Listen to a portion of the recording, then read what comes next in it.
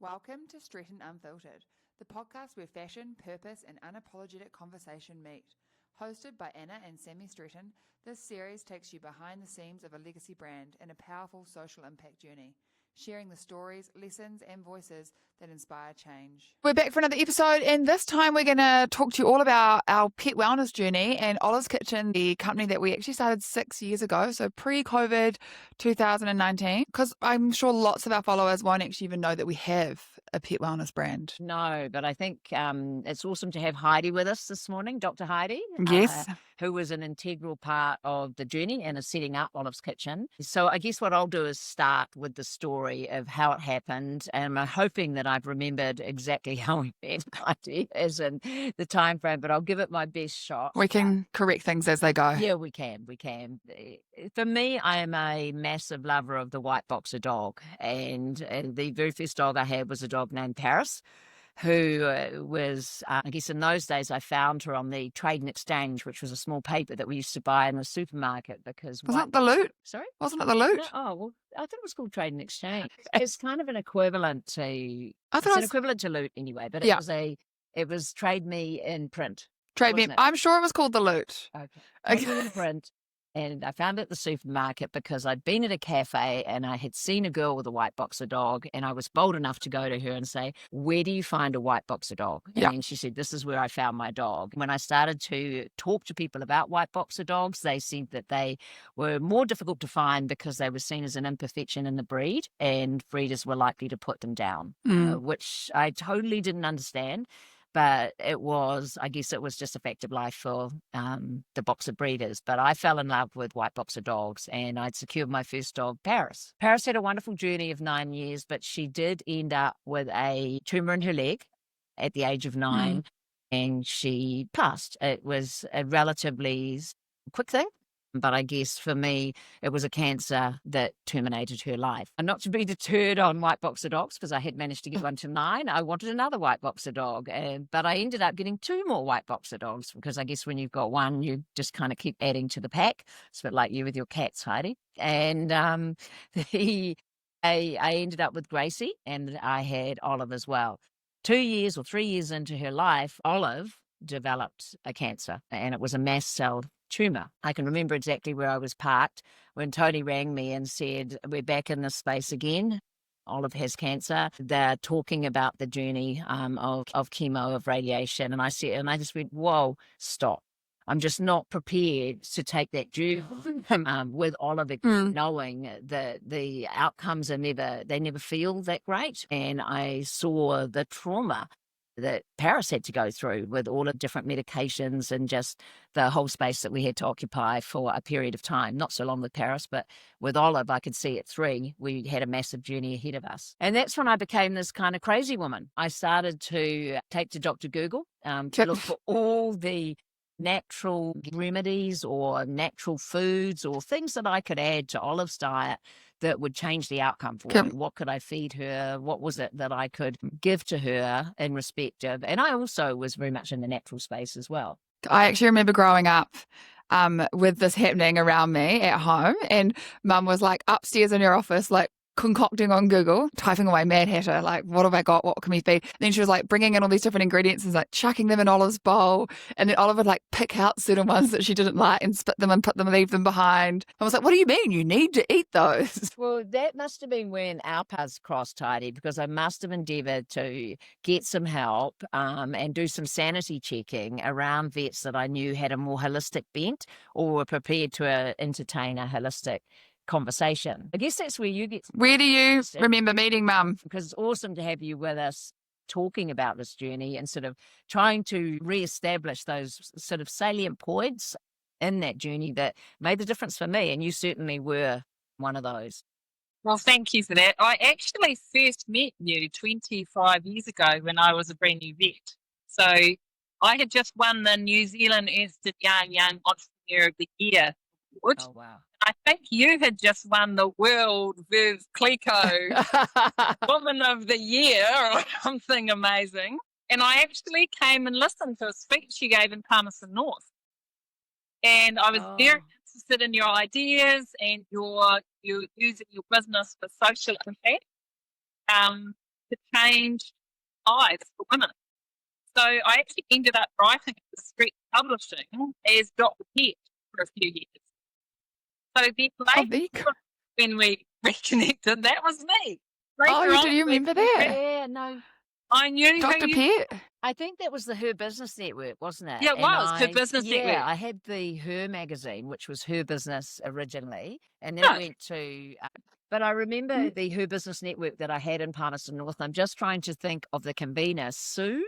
Yeah, it was Barbara. beautiful on the main drag there at Palmerston North with the beautiful stone, the coachman or something like that. It was amazing. Yeah, it was. I'm sure it was Barbara, and she was physio, massage, something in that space. But she took the Her Business Network, and they met monthly, and that would have kind of connected us and encouraged me to ask you to write for the magazine. So that. Gosh, you've got to wave it. That's so cool. Mum's obviously like met 1,001 people, but that's so cool that there was a connection before Olive's Kitchen, because I had no idea. I'm literally learning this for the first time right now. Yeah, so Mum is too. Well, I must have, do you have memories of Olive and me reaching out to you to have conversations around Olive? Yeah.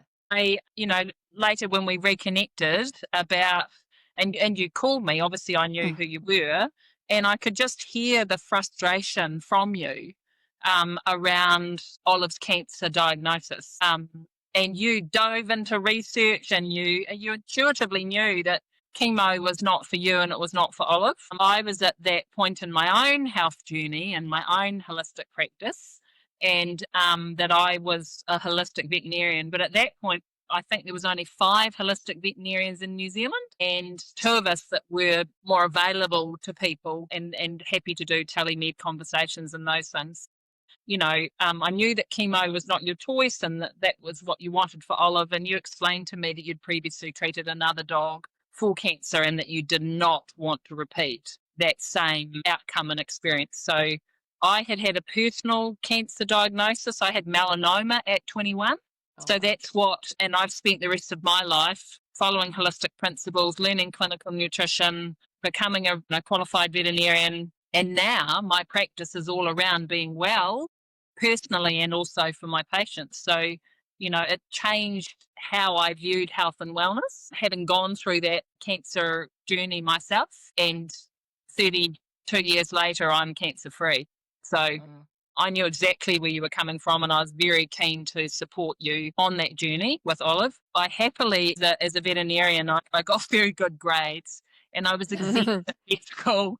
I was exempt a lot of the subjects at first year that some of the vets had to do, but I actually got scholarships and exemptions and things. So I actually studied human clinical nutrition as a first year as an additional subject to do. And so my love of clinical nutrition actually went right back, and my holistic practice obviously involved an understanding of treating disease naturally. And my own journey with both cancer and injury, I have been very wide in my reading and my understanding. I want, like you, Anna, I want to understand, I want to hear people's point of views, and I've got a really open mind when it comes to how to treat disease. And so I've looked at Chinese doctors and acupuncture and their understanding of mushrooms and herbs. I've looked at Indian and Ayurveda. I've looked at lots of different natural native populations of people around the world and the things that they've used before large pharmaceuticals came along to treat disease. And so when we were talking about treating Olive naturally and you were talking about superfoods, it was just a natural connection. So that was how we came to start having those conversations. And I was very keen to help because my family dogs were boxers. I grew up with boxers and I love boxers. And so, yeah, that was how those connections came to be. As a holistic vet, I'd been treating my patients with superfoods for years, but there was such limited options available in the holistic space that I started making my own animal treatments and superfoods from scratch. And that was how I got going. Mast cell cancers in dogs are very aggressive. Yeah. And so we had to have some pretty quick conversations around how to help. Because I was in the space of talking to Heidi, I was talking to a lot of different people. I actually had a conversation with Lisa. Remember, she was also Lisa, yeah. way in Tauranga. I met with a lot of different people. I had all sorts of conversations, and I tried some wonderful, wacky things. Like there was a whole diversity of different things. Some seemed to work better, some didn't. It was really hard to tell because Olive couldn't tell me. Yes. It was really about keeping Olive alive and making sure I could keep Olive and not have, and also because I wasn't putting Olive through a constant testing regime of bloods where I knew what was happening. It was very much around physical state, and that's where I was at. I guess the wonderful turning point for me was a very good friend of mine, Ronnie Albert, who is the CEO of the Waikato Women's Refuge, and she had called me and said, with Olive and her journey, I think I may have another dog, and she's dog obsessed as well. I think I may have another dog track cancer journey as well. And I remember reading some stats around that. They're extremely high, cancer in dogs, and I guess we can get to that a little bit later around why some of those, I guess some of our opinions are in that space. The moment I went to Ronnie's place one afternoon to catch up with her, and it was around feeding time for the dogs, and out came this big plastic bag of what effectively is today the supplement. And I said to her, what is in that plastic bag? And she said, all the stuff you've told me about. I've just put it all together. I couldn't be bothered having all these containers and different things on the bench. And I said, oh, what about the oils and things that I'm using? She said, oh, I add those after, but because I was into tungsten oil and all sorts of different things that were going in as well. But yeah, and that's when I had this kind of aha moment. And I thought, wow, maybe I've got something here, maybe, and that's how the supplement was born. And it was quite a large plastic bag because Ronnie was feeding it to all the dogs, and she had 3 at the time, and she just simply emptied the packets proportionately based on the recipe that I'd given to her into this big plastic bag. Yeah, I think he must have run to work or sped to work after that, because I still remember the first meeting we ever had in Olive's kitchen. We were sitting over there in that meeting kitchenette thing over there, which is the left of us. And Mum's like, I've just been at Ronnie's and I've got this great idea. I think all those things I'm feeding to Olive, we could sell them as a supplement, like a thing that you feed your dog. Would you want to do this with me? And I said, yes, because I was so obsessed with dogs. We were keen to try something out of sector. And then just before COVID, we were really keen to try something, as reflecting back on the other podcasts we've done where we were in a bit of a state of change with Anna Stretton. And yeah, we gave it a go. We started this concoction, but then Mum obviously got you involved, Heidi, because we needed to clarify that what we were feeding the dogs was the right amount. I think it was, I'm also why that happened because I was part of a group called Global Woman, Global Woman New Zealand. And within there, I'd met a diversity of different people. And I'd happened to meet Helen Robinson, who had just established, she has a variety of capability attached to her CV, but one of her new sort of side hustles, effectively, because that's how it started, and it's certainly not a side hustle today, was Oi Tampax, which are the natural tampons, and she was hell-bent in that natural space around making a difference as well. And so she just started this business, which had sort of come out of a similar aha moment for her when she was kind of connecting with a friend that was very much sort of more an earth mother than she was in her space, where she was, I think, with Microsoft. But we got into a conversation, and she started to kind of help me think about how I could structure an advisory of people that could potentially give me the strength I needed to set up a capable company without having to invest a lot of money. And so that's why we started to think about how could we bring people in on an equity basis that would support, that believed in what this was, and could form that Olive's Kitchen advisory. And so that's where that happened, and that's how that kind of came about. And she guided me through sort of, this is how you do it, this is what the framework would look like, these are the conversations you need to have. Yeah. And should we do a quick rundown on what the actual supplement is, just so people know what we're talking about? Because obviously we know it inside out, but so we started as Doggy Daily because that was the only product that we sold, and it was the only thing we were sort of thinking about. And then we rebranded.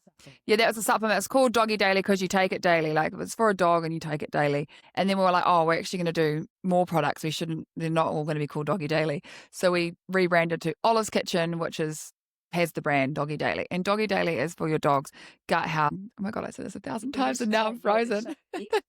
Yeah, so it's for realigning your dog's gut health and sorting out their microbiome and stopping the itchiness from the inside out. Any redness, hot spots coming from within, it should realign and stop that for you. And what the best selling point is that it's 100% natural and it's made here in New Zealand. And there's nothing in there on our ingredient packet that you don't know what it is. It's very readable for the human eye, and you don't need a science degree or know what that number means.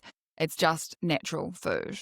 And it's had amazing results for so many dogs. The interesting thing is when we thought there was a business idea behind it based on that moment in Ronnie's kitchen, and we developed and put together a supplement that was called Doggy Daily, because it was about giving it daily. Also, as I said, had to be an overarching brand, which was Olive's Kitchen, and it was a wonderful legacy for Olive to actually be attached, I guess, to this company and to the supplement itself.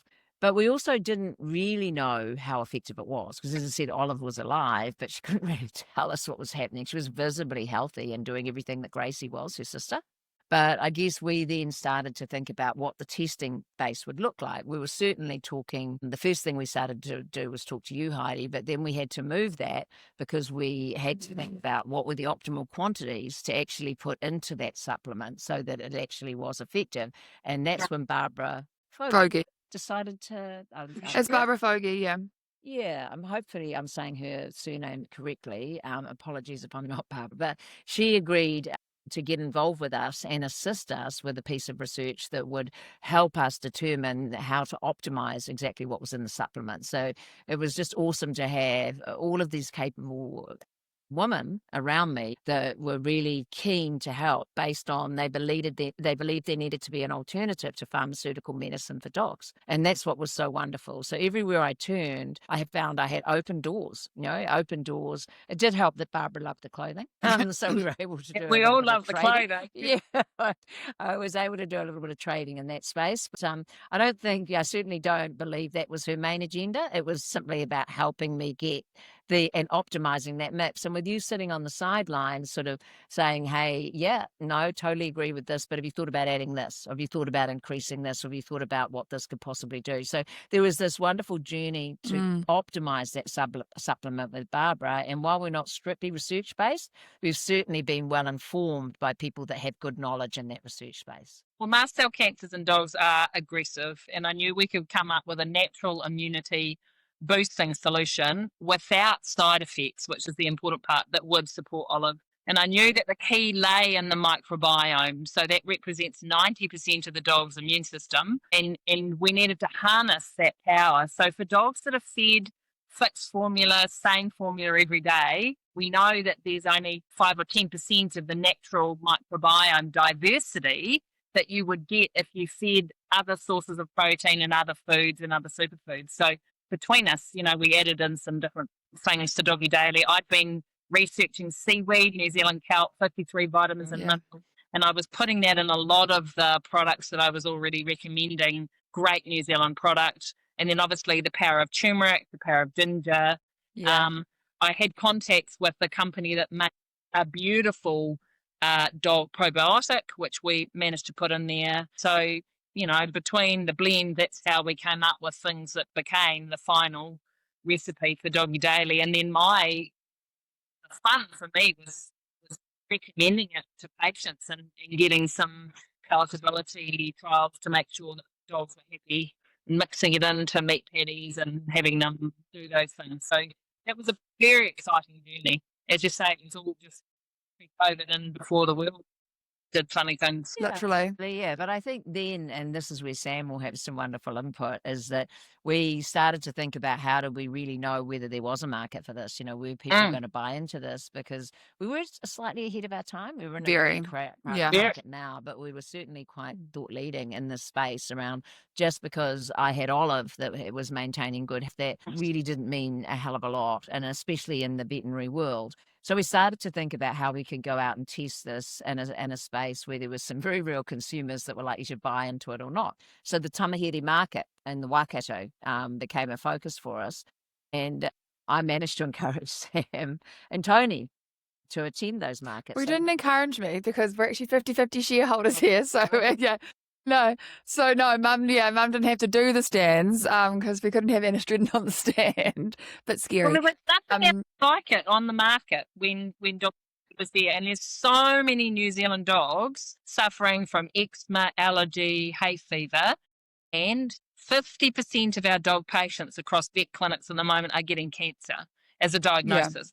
So that's the statistic that we as veterinarians, holistic veterinarians, are dealing with. And I wanted to be able to save my patients as a holistic vet. Our mantra is always, first of all, do no harm. Yeah. And of course, steroids and antibiotics and chemotherapy most certainly do have side effects. And Doggy Daily provided an easy, a cost-effective nutritional supplement that addressed inflammation, provides vitamin C, antioxidant, 53 vitamins and minerals, and much-needed probiotics. So it was the first of its kind in New Zealand, and we were well ahead of it. We were well and truly, like, as Mum was saying, we were like, where are we going to, you were obviously testing it in the clinics for us, Heidi. We were like, but where are we going to like get this in front of more people? So we picked off dog markets, where you could take your dog on a Saturday morning and people were there. So Tamahiri Market was the perfect fit because we knew that the socioeconomic area, they had money and they took their dogs. So off Tony and I went, and I still remember we used to make those batches on the kitchen bench, Mum, and we used to put them in that brown bag and the oil was leaking. And then we got the plastic line bag but that wasn't eco enough. But I remember emailing the people that organised the expo and they're like, oh no, we love people like you. Like so many businesses have come through here as a test, and then they've gone on to bigger things. Because I remember the day we couldn't go anymore because we all became this branded product that wasn't handmade and eco-made anymore. So we had to move away from the market. They're like, we don't accept big brands like you anymore. So it was kind of a stepping stone to us. I think we could kind of take it back a bit. Yes, we were making a supplement on the bench. We're very much in that space of just kind of putting all the bits together in a little brown bag because it was about being sort of responsible around packaging. But that little brown bag didn't serve us so well because the oils would leak through the oil. It was the Brazil nut used to be too oily, and the coconut. And then we found the same brown bag with a plastic liner. So we just pretend that it was all natural and we just put hopefully no one's going to pull us up on this. And then, so we went off to our first market. I'll never forget the first market. I think we sold 0 to 1 bags. Like me and Tony were kind of like, oh, what are we doing here? We didn't have any samples. We soon realized we're like, we need open stand that we can walk into with your dogs, like rather than the way we'd set it up sort of on the alleyway like everyone else, sort of trying to talk to them. And we needed meat, and we needed to douse the meat and supplement, because the biggest thing we got every day was, oh, my dog's fussy and it will never eat that, and also why would I care about my dog's microbiome? And like they're just looking at me and rolling their eyes like, who are you? Why are you talking to me? Like, I just want to buy some magnesium spray and maybe some fudge up on the corner. So we went back with Raw Essentials raw meat. Hopefully they might stock us if we talk about them. And rolled it in supplement, and I put it down in front of the schnauzer and in front of the cavoodle, and they ate it, and people were like, oh, let's give it a go. So off the little brown bag started walking around the markets, and we did that for, I reckon, a good 6 months to a year. Went once Saturday a month, and we go over and we did like different, we went to the Wellington Expo at the very start as well. We also went to the home show, I remember, because someone was stocking us and I had to go and help her on the stand. But yeah, I often talk about it at expos now, like we were just at the Auckland Pet Expo. Expos, I still do those, still do it, but you don't have to come anymore, Heidi. But about their dogs, and then most people talking to me about how itchy their dog was. Their dog was. It was a nice opportunity for us to talk about other products and then we talked about other additional products to help good old itchy dogs. Well, the itchiness is something we need to talk about. Is that was the biggest revelation we had, is we go to expos and people would be like, oh, but my dog's just so itchy. And I just had this aha moment. I was like, oh my God, we need a wall banner with just a big sign saying, is your dog itchy? And then now people just walk in and go, my dog's itchy. What do I need? Right. And it's like, here's the Doggy Daily. This is what you're going to take. I think it's interesting with such small beginnings, such an unknown and uncharted territory. Yeah. And so far away from where people were thinking about gut microbiome, and even on themselves. No, exactly. That just wasn't even a thing. Absolutely, you were an advocate. For me, it was this absolute journey to get Olive well and to keep her well. And then suddenly we've got this business. And even when I start to look at some of those testimonials from the early days and today, I am blown away by some of the outcomes that people are achieving through just what effectively is a mix of superfoods, a well-informed mix and a well-researched mix of superfoods, but it's just food. It's just food. Well, we came up with our slogan of food is medicine. Yeah. Which of course it is. Well, it was, as you say, from there we grew into, we've now got a senior supplement, which adds a few more things. I think that's basically great for all dogs anyway, because they're just an addition of food, like blueberries and mushrooms. And I think we've increased the turmeric in the senior as well. But so many wonderful growth points in the bliss balls. Coming up with a treat that contains Doggy Daily. We can barely keep up with the supply of the bliss balls. So, but there's been some wonderful moments as we've tracked along, but we've certainly got ourselves to a very nice pace now in the market with the supplement. Be interesting to hear from you though, Heidi. Did you ever think we'd track in this way? I mean, did you have the belief in that? Did you think I always. After our first discussion, I knew that you were the person to team up with. You're a seasoned businesswoman, you've got great contacts, you've got a sharp accountant's brain and a memory like an elephant. So one of the things I find she does have that is your direct communication style and your work rate. So I've always left most people behind me in terms of processing speed, but you are 10x me. I love that. I love the challenge of working with someone who was switched on. And so things happened quickly and I had to learn to keep up. Which normally I'm the one pushing people and making things happen, but absolutely as firm as driving, it was, you know, I said, far out, man, I have to get on my game because you are 10x me. And for me, you know, that was refreshing to work with someone who had such a great work ethic and exciting and passionate and animal focused. And I could, as you know, as a veterinarian, I'm quite creative. I have, you know, lots of different ideas at a time. And I love the fact that I could create a product, give it to you and see it come back within what felt like a week or 10 days. And here it was packaged and ready for sale. Well, I was this is great. I was making one product a week in my own practice. I remember my own little brand. So I had white tubs and a little white label. And I sent them. And I think you said to me, oh, those are nice, dear, very homely. I still remember those. You were selling the catnip in a little brown bag and a little white bag, and we were like, no, we won't do that. That little white bag, organic, New Zealand catnip like that, please. Dear, very homely. I was like, oh. Well, I think the thing is, the design aesthetic, obviously, we got that. Came from you, but that was fun. You know, that was fun for me. That was, you know, and things started to take shape because they were different complementary skills, but with the same heart, the same araha for animal, the same araha for people, the same values. And the directness was just refreshing. Something's good, great, let's do that. Something's bad, you're not doing that anymore. Roger that. It's probably, you know, a very trademark part of it. I don't even want to apologise for it because I guess I do get shit done. I do get shit done. I love it. And sometimes I wonder, oh my gosh, if I dropped off the planet, how much shit would not get done? But then would it matter? But for me, it is about trying to prioritise some of that stuff. But you're right. I guess once I get an idea, I do want a relatively immediate outcome, although I have to kind of park it and not try and get it done same day. It's always good to think about maybe we could take a week to get a week. Well, in my experience, there's now, right now, and just now. Yeah. Well, because they're short time frames. And that's great because sometimes done is better than perfect in business.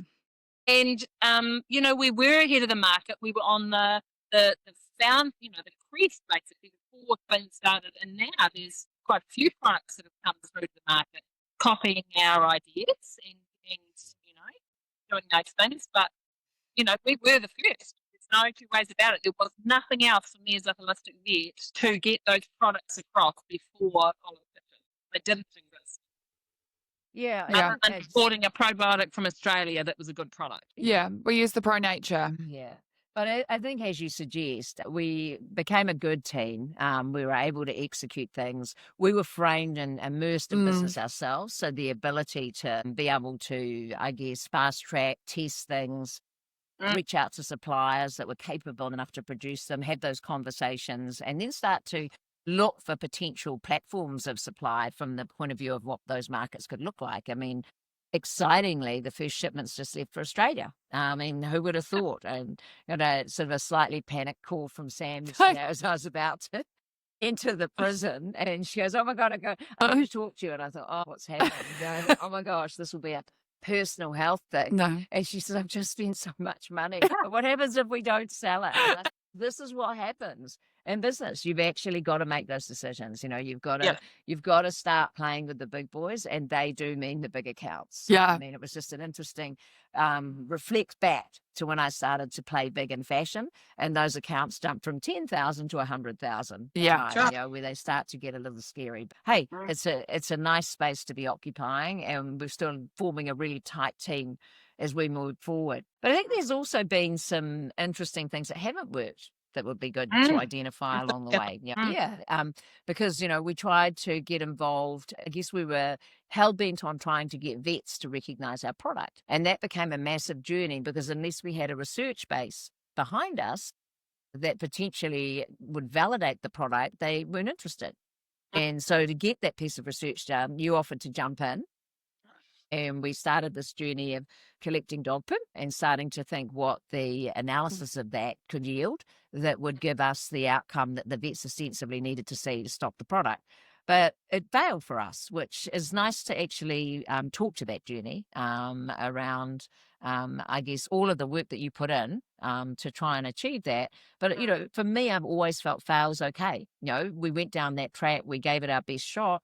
We didn't get the outcome that we needed. So it'd be good to kind of talk to that a little bit and share that. With my second foray into research, I'm a published research scientist. I've researched my own product and met the same thing with Heidi and Totoro, is that vets weren't open to understanding what a phenolic diterpenoid was. So I produced a piece of research that said this natural molecule is antibacterial, antifungal, has local anaesthetic properties, and it will kill superficial dermatitis. So vets have always been, talking to vets about nutrition always was and still is a challenge. My research was around diversification in the microbiome, but it also taught me a lot about other things like university politics, university processes and procedures. So because I'm a clinical veterinarian working in a research space outside the university environment, I had to have support on my research team.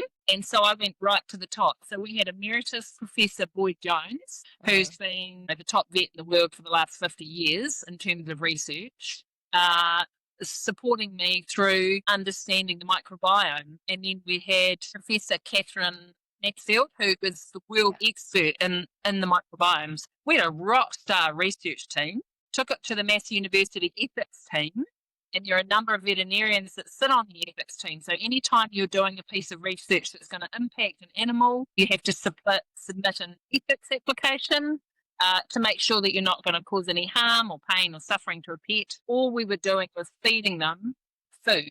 But in order to collect some blood samples to make sure the pets were well before we started, and then to do some investigations with taking a voided fecal sample to have that tested, we needed ethics approval. So I went through that process. I submitted what I thought was a great proposal backed by my research team, and they came back to me and they actually made me change what my original application was. So the Massey University Ethics Committee insisted that I feed dry kibble for my study.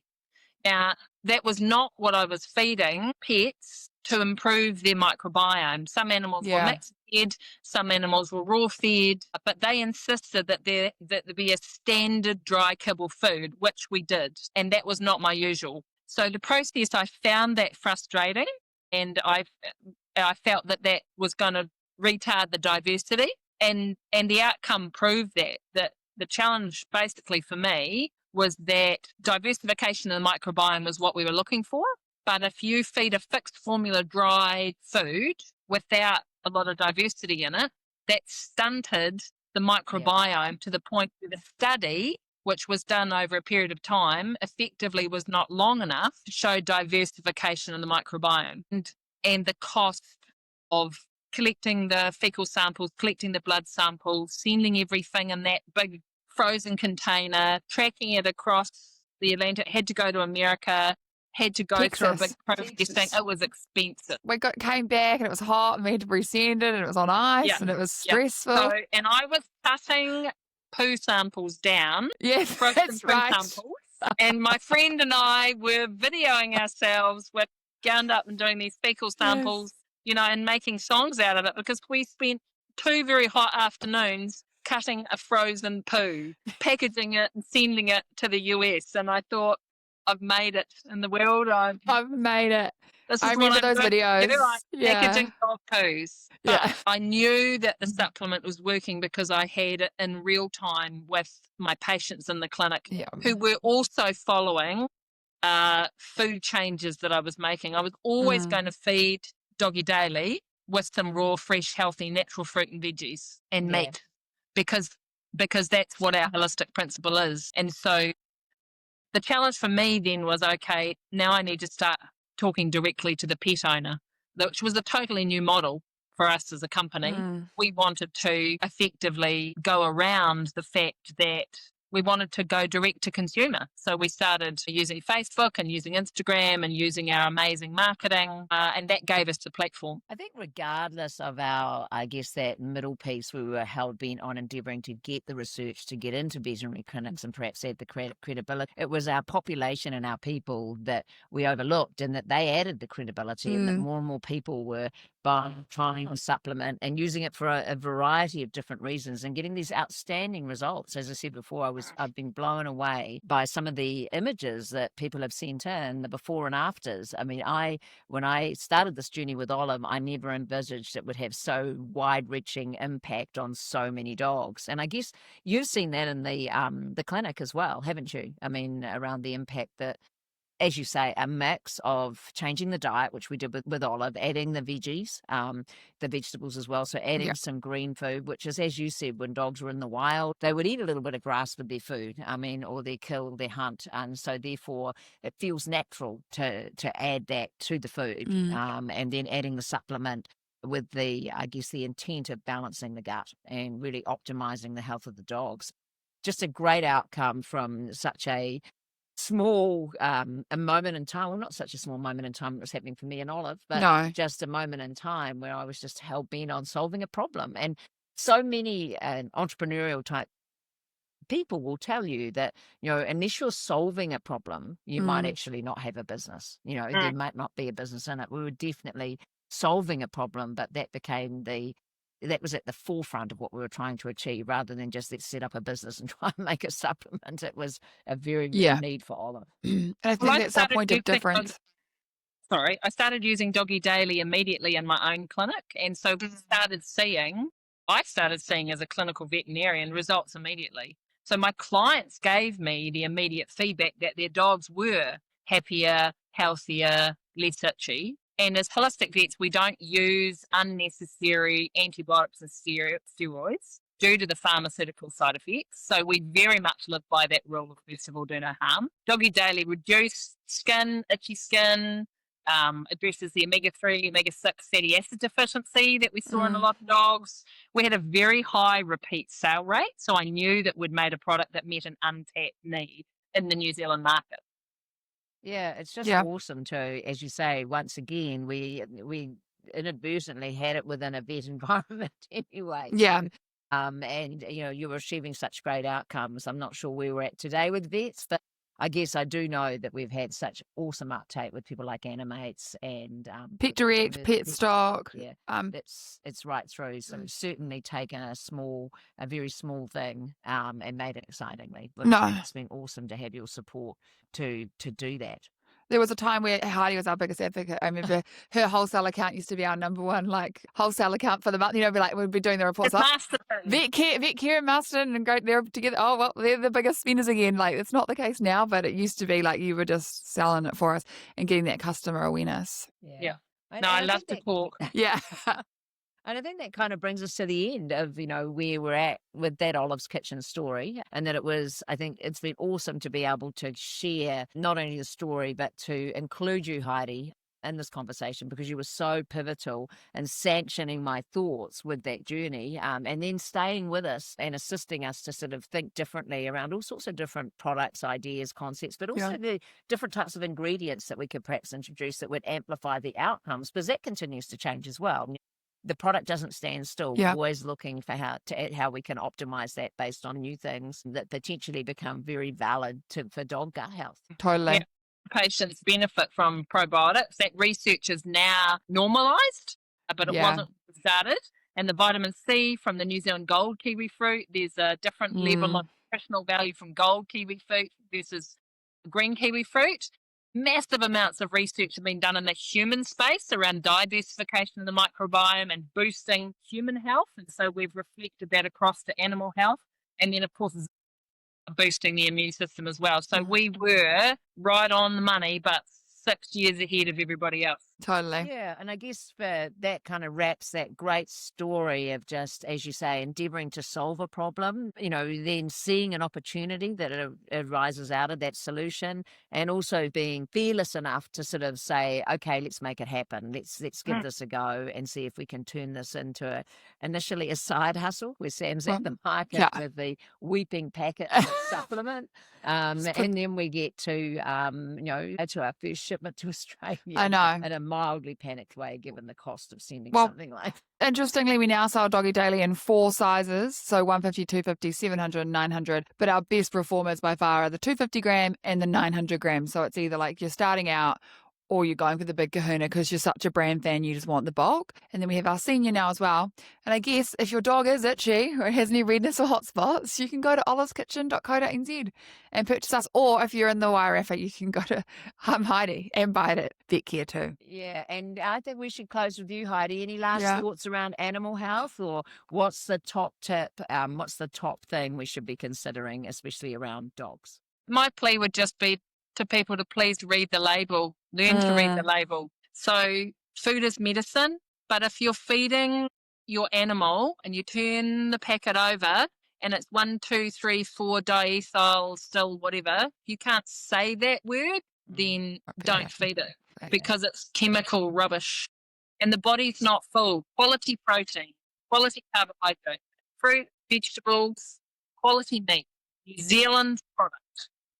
Will stand you in good stead. It's only when we feed highly processed food, gluten and corn and wheat and colouring it's fed 40 injected into it, so it looks like it's bright red meat, but it isn't. They're carcinogenic, and that's why our dogs will get 50% cancer. So, we need to pull back from all of the fake artificial things and go back to the fact that good food is good medicine. And so as a holistic vet, that's my mantra. Awesome. Thank you, Heidi. Thank you, Heidi. And I'm sure we'll be talking to you very soon. Yeah. Thanks, ladies. Take care. Thank you. Thank you for listening to Stretton Unfiltered. If you enjoyed this episode, make sure you follow us and share it with your friends. You'll find us on all platforms where you get your podcasts. We'd love to hear your feedback or your guest suggestions, so please reach out and join the conversation. Until next time, stay unfiltered.